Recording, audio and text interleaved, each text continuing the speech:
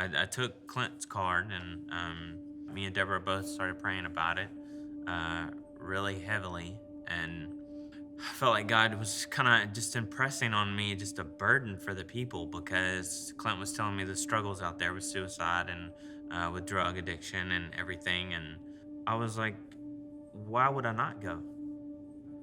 If there's this people that are experiencing all those struggles, and we have hope, and they don't have hope, why would I not go? My story is a very hard one. I did experience some things that um, I shouldn't experience as a child. I was introduced to pornography at a young age. I was introduced to drugs at a young age, and that just overwhelmed my life. And ever since I was 8 years old, I've struggled with it. At the end of my senior year, I reached a point to where um, I I got sick and tired of being sick and tired. So I just decided to just give up. And and I remember taking a lot of drugs and sitting on the roof of my house, and I said, you know what, God, if you can get me out of this, I'll serve you with the rest of my life. I felt my heart rate slowing down, and I just cried out a foxhole prayer to God. I would like to say that that was the last time I did drugs, but it wasn't.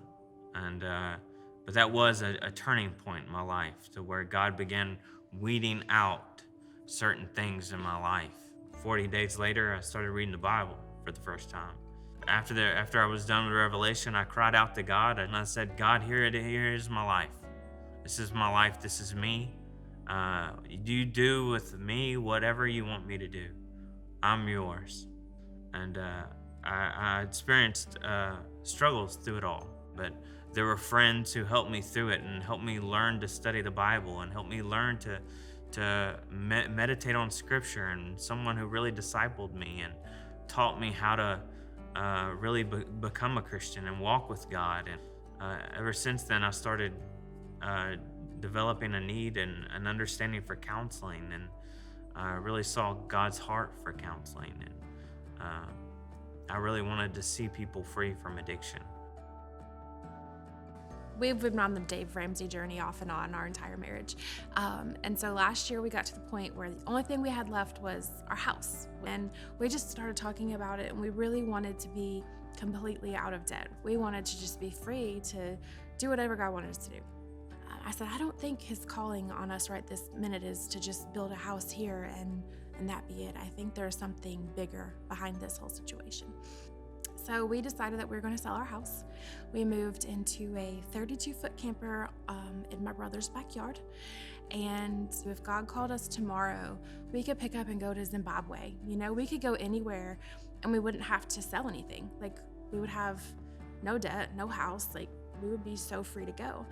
And so we were kind of tossing around a few ideas about different states and locations. And one day I left our life group meeting, and it was the day of the Bellevue Missions Fest. And there was all these tables out there, and I called him and I said, hey, there's the Missions Fest going on. Why don't you just go down there, just pick a country, and we'll just move. And he calls me later and he said, I've got it. It's New Mexico. I was like, New Mexico?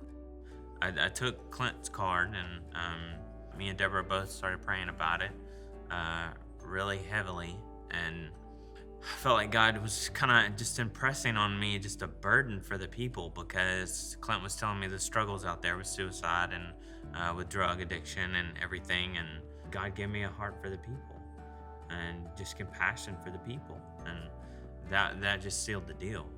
As I started learning about the Navajo culture and just the things that were going on in Rock Springs, like, I could just sense God just softening my heart towards them and just towards their struggle and the things that they've dealt with them, and to want them to see the grace and the freedom and the peace that God offers and that only God can offer.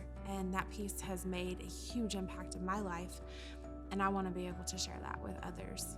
When you're in addiction, that seems to wrap up everything that you are, and that's all you see. But you got to see life beyond addiction. And my hope is that that's what they see is life beyond addiction. Not just in the stories I tell them, but that they see Christ in me, or Christ in her, or Christ in those around them that care for them. I pray that they see life beyond addiction.